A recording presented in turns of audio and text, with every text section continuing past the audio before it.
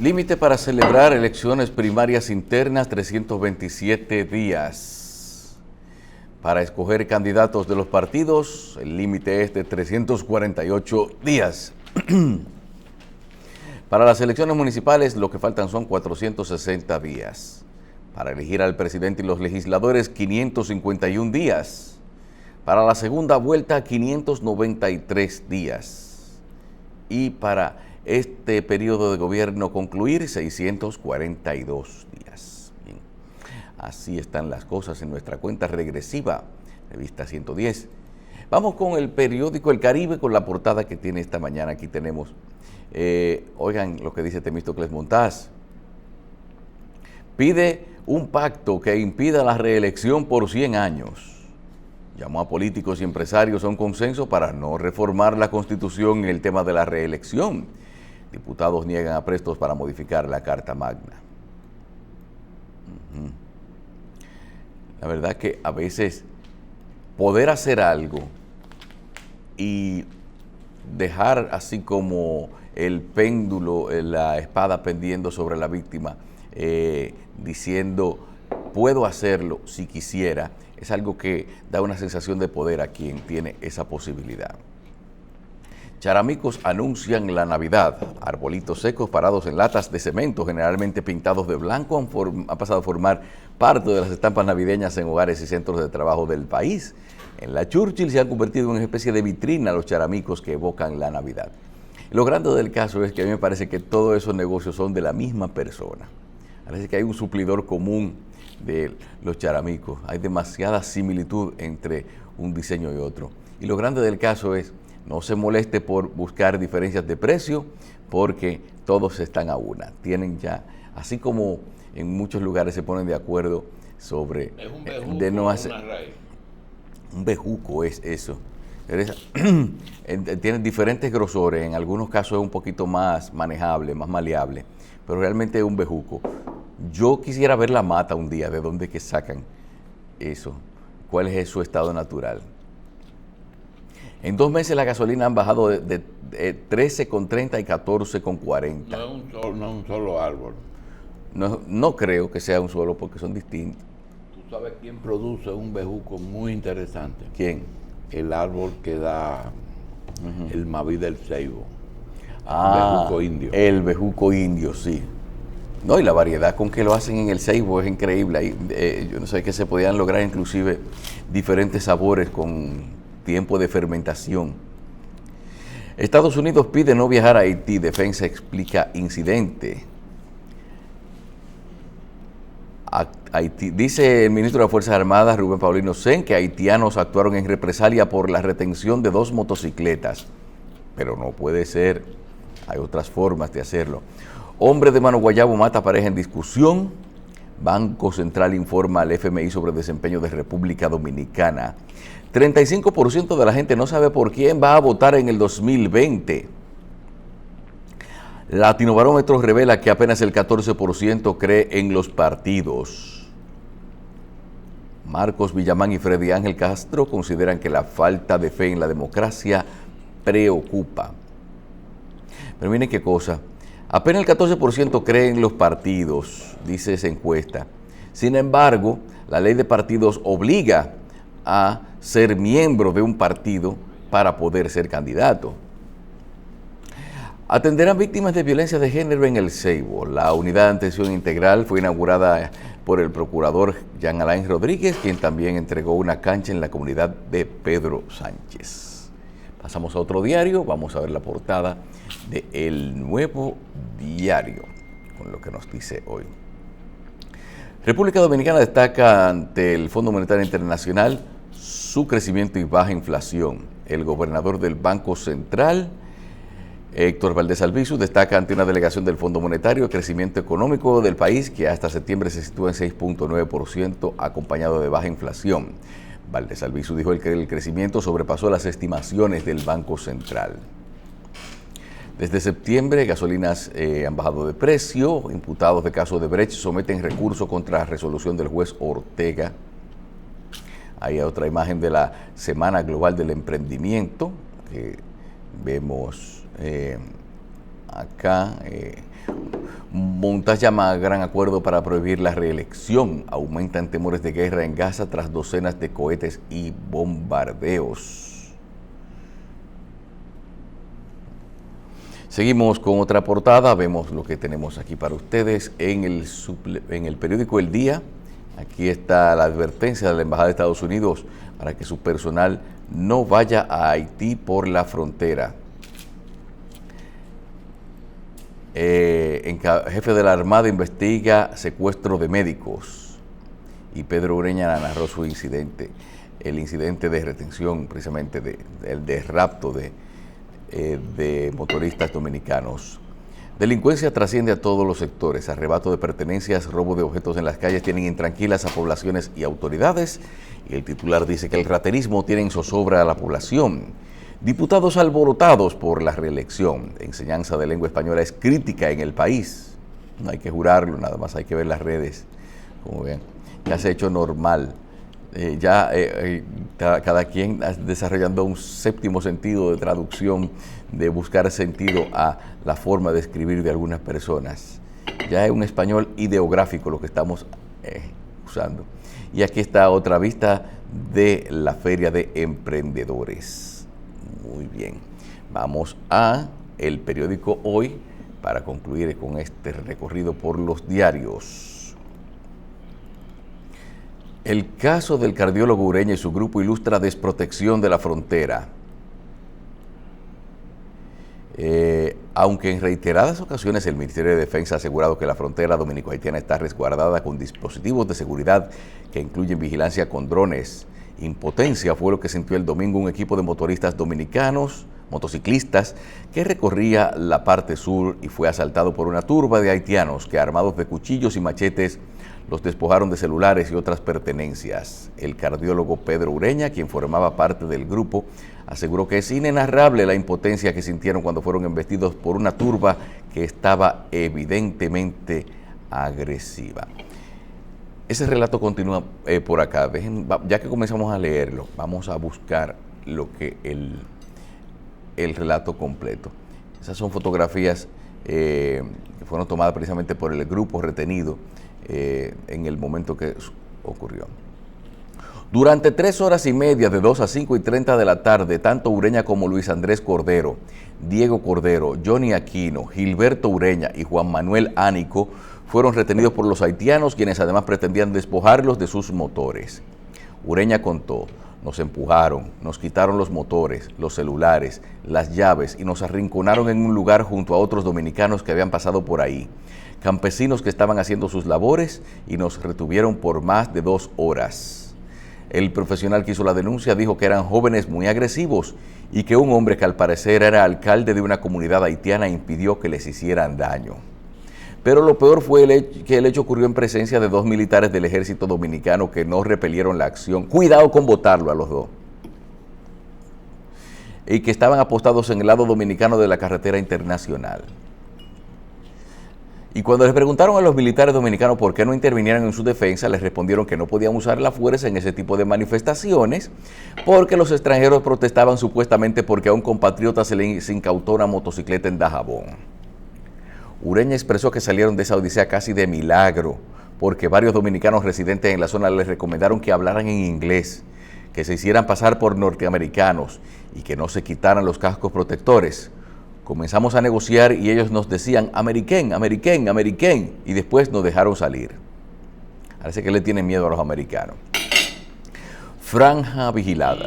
No, y entonces, ¿qué es lo que pasa? Te digo ahorita. Usted me va a decir ahorita qué es lo que pasa. Sí.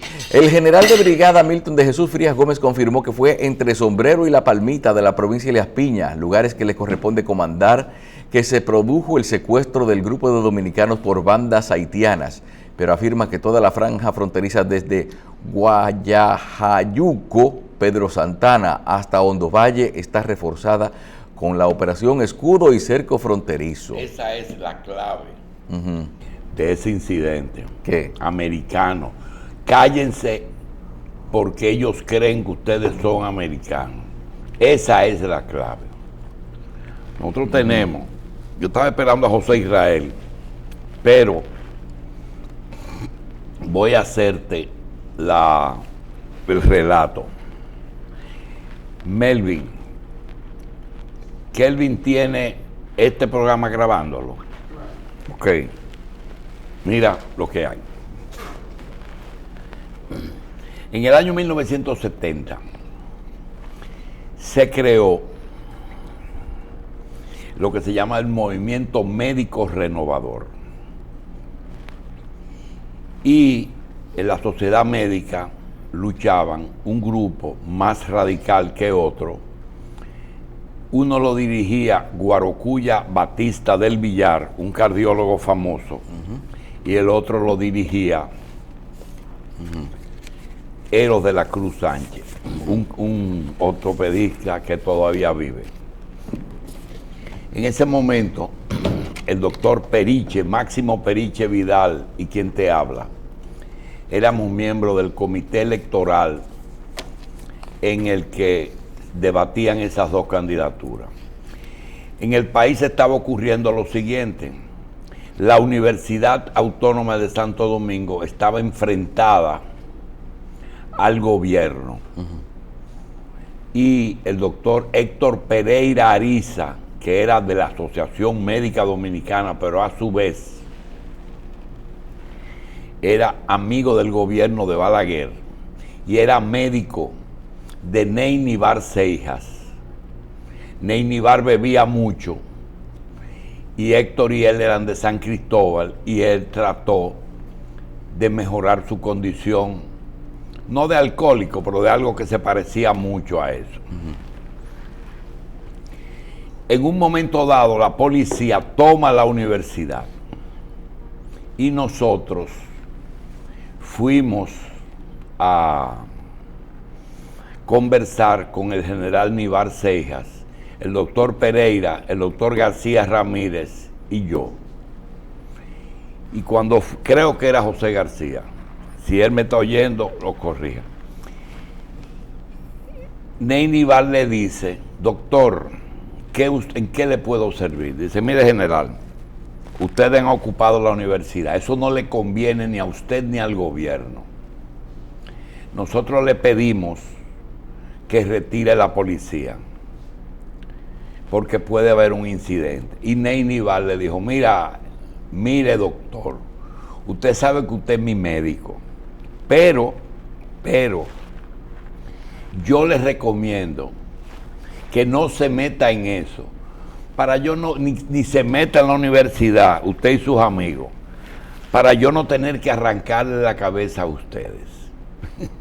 Cuando él dice eso, a Pereira le dio una crisis. Él era psiquiatra, pero le dio una crisis. Y le dio como una cosa, porque él pensaba que él tenía un dominio psicológico sobre el paciente. Sí. Y el que le contestó fue el policía. Sí. ¿Por qué viene ese cuento? Inclusive le rompió la camisa, creo que a José, cuando lo que tratamos de tranquilizar. El cuento es que una cosa es el policía y otra cosa es el médico. Pedro Ureña hace semanalmente un ejercicio que es conocer el país en motores, y le tocó con su hermano y unos amigos, parece que la frontera, y se encontró con un incidente que yo vi la narración anoche en el programa de María Acela Álvarez, y vi que hay una parte que ellos lo narran 100%, pero hay una parte que me da la sensación de que ellos no percibieron, y era la palabra clave. Ellos le dieron más importancia a que enfrente de dos militares dominicanos ellos se hayan quedado tranquilitos frente a lo que le estaban haciendo. Inclusive en un momento ellos temieron por su vida, y los militares dominicanos dieron la sensación de que ahí eso era algo normal, ¿verdad? Bueno, la palabra americano dice que alguien de los dominicanos que hablaban creol le dicen a uno de ellos: no hablen para que no lo identifiquen y crean que ustedes son americanos. Bueno, hasta ahí en la narración de ahora. ¿Qué pasa? Que el trato que le damos los pacientes de Pedro, a Pedro, que es el que cuida mi corazón, el que cuida el corazón del cardenal, no era el médico que quizá esté más actualizado junto con su grupo, sino que era un dominicano en una motocicleta que andaba por la frontera. Esa es la diferencia entre Héctor Pereira y Neinibar. ¿Verdad? ¿Quién tú eres? A mí no me importa, ni sé quién tú eres, ni me importa quién tú eres.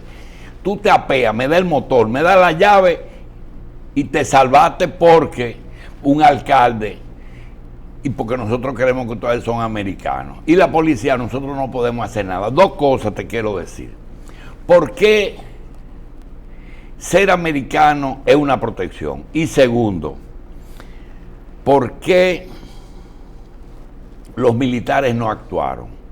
Eso es lo clave que hay. Desde que tú viniste la segunda vez aquí, tú has notado que yo hablo de unas ONG que salen por la mañana en unas camionetas de doble cabina, Sí. a la frontera. Y cuando hubo el incidente en Jimaní, ellos tuvieron un papel muy importante porque sometieron a las autoridades dominicanas a respetar. Por eso es que tú ves que no se paran. Entonces, ¿qué es lo que está justificando eso? El muro. Eso está justificando, eso con el muro no puede ocurrir. No va a ocurrir con el muro, eso va a darle mate, un muro que no es necesario. Pero óyeme, ¿por qué americano? Esas ONG que viajan a la frontera, es un programa pagado de los Estados Unidos con participación, y los haitianos lo saben, que tienen protección de los americanos. No le ponga la mano que son americanos.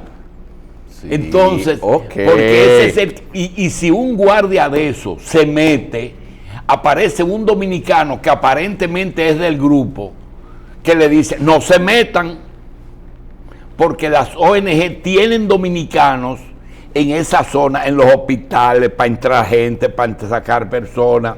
Todo eso lo tienen esas organizaciones.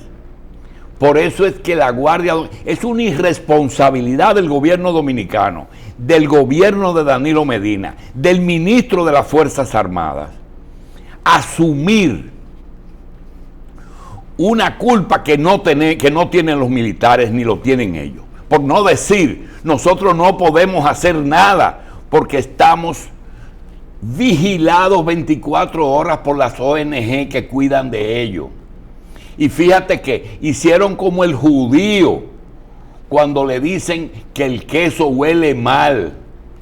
Un judío que tenía una tienda de quesos y una señora le dice, mire señor, este queso huele mal. No, el que huele mal soy yo. Dice, no señora, el queso está bueno, el que hiede soy yo.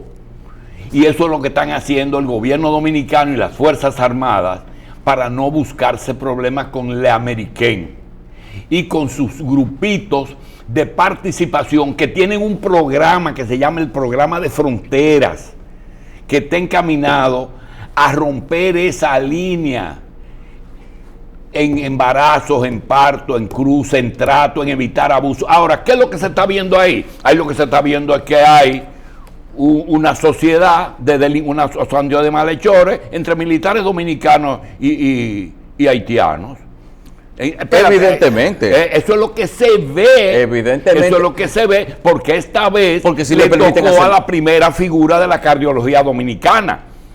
Pero eso pasa todos los días. Eso es lo que le digo. Se supo porque le pasó a Pedro Ureña y a su grupo, pero realmente a la cantidad de gente que le tiene que pasar eso, aquí a veces llega una información de que retuvieron un camionero de aquel lado por una deuda o por una protesta o por lo que sea, pero eso es muy esporádico y nunca se investiga hasta el final.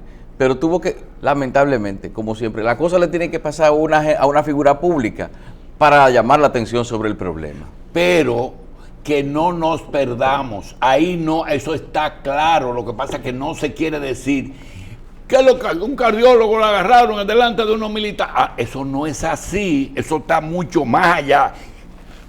¿Quiénes eran los dominicanos que estaban presenciando con las Fuerzas Armadas ese incidente? Que hasta lo aconsejan, porque ellos no saben a quién están atracando. Y un alcalde de allá le dice, espérense, y unos de aquí le dicen, digan que son americanos, y los militares, esa no es nuestra función. Esa no es nuestra función. Qué raro, ¿verdad? Pues la verdad es que digan que son americanos, porque ese es el jefe. American es el jefe de ese operativo que está dirigido a propiciar eso. Pero se equivocaron con el personaje. Ellos no iban a soñar jamás que eso iba a tener esa difusión. Y todavía hoy el gobierno no lo explica. Aparece el jefe de las Fuerzas Armadas hoy diciendo, con el jefe del ejército, que eso es represalia porque desde que tomó posesión, por un robo de 2 motores. Desde que tomó posesión Gonel, se están tomando medidas que parece que el jefe del ejército no conoce, que es que dejen a esa gente tranquila. Y ellos están haciendo la frontera. Ellos están haciendo la frontera. Pero eso es arriba. El subalterno. No, esos son unos ladrones que están robando motores con los haitianos. No, eso es más que eso. Eso es más que eso. Entonces, te hago el cuento y le voy a pedir a Kelvin que por favor, si tiene que poner otra grabación después de este comentario, que me pueda repetir esto, porque esta es una hora que posiblemente no lo oiga todo el que tiene que oírlo. La otra cosa que debe ir ahí es el caso de una petición que hace Temístocles Montaz, de que pide que impida reelección por 100 años. ¿Qué es eso, Carlos? Dígame. Cuando llegó Danilo Medina al poder, el grupo de Leonel se pensó que ellos iban a tener una cuota de poder más alta que la que obtuvieron, porque de hecho obtuvieron una cuota partidaria, pero no leonelística, es decir, la gente del partido se quedó, la gente de Danilo ingresó, pero la gente de Leonel se quedó sin poder. Víctor Díaz, Félix, y habían algunos que no estaban seguros porque habían estado en el gobierno, como Temístocles Montaz y Héctor Valdés. Héctor Valdés se le ocurre decir que los números que estaba dando Leonel no eran ciertos y da un número realmente del déficit. Eso le trae que Leonel no quiere saber de ese funcionario ni en pintura, y el primer decreto que va a emitir es sacar a Héctor del Banco Central. El segundo es cuando Temístocles Montaz puntualiza algunos problemas de Leonel Fernández, el segundo enemigo que tiene dentro del partido Leonel. Ahora, esas dos declaraciones tienen 2 premios. Uno, el de Héctor, que es yo te necesito, tú sigues siendo el rey del Banco Central. Y Danilo no se mete con, la única persona que él no se mete es con Héctor Valdés. Solamente hay una decisión que no la tomó Danilo en este gobierno. Después todas las decisiones la ha tomado Danilo Medina. Te voy a decir ahorita cuál. El asunto es que el otro es Temístocles Montaz. A Temístocles, que me perdone Temo, porque uno tiene la obligación de decir por qué eso ocurre. Ocurre porque le entregaron a la empresa de Temístocles Montaz la remodelación del Hospital Luis Eduardo Aybar. Remodelación que cada día tiene un reajuste y de una suma X se ha ido a cifras astronómicas en contubernio con el director de OISOE.